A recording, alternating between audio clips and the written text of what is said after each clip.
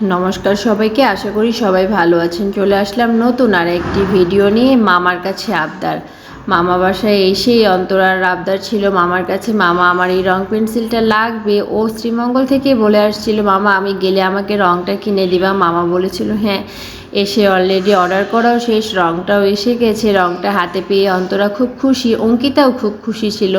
সে বুঝতে পারছিল না যে গিফটটা তার জন্য না অঙ্কিতা, তারপরেও সে খুব খুশি ছিল। আর বাচ্চাদের জিনিস দেখতেও খুব ভালো লাগে। অন্তরা এটা নিয়েই অনেক বেশি সময় কাটিয়েছে কালকে।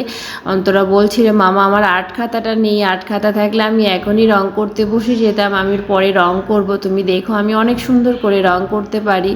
মামার কাছে বাচ্চাদের আবদারটা থেকেই থাকে। আমারও ছোটোবেলা মামার কাছে এ ধরনের আবদার প্রায় সময় থাকতো, আমাকেও আমার মামা এনে দিয়ে থাকতো। ওদের ছোটোবেলার খেলাধুলা দেখে আমারও কথা মনে পড়ে যায়। আমার ভিডিওটি ভালো লাগলে লাইক কমেন্ট শেয়ার করে পাশে থাকবেন।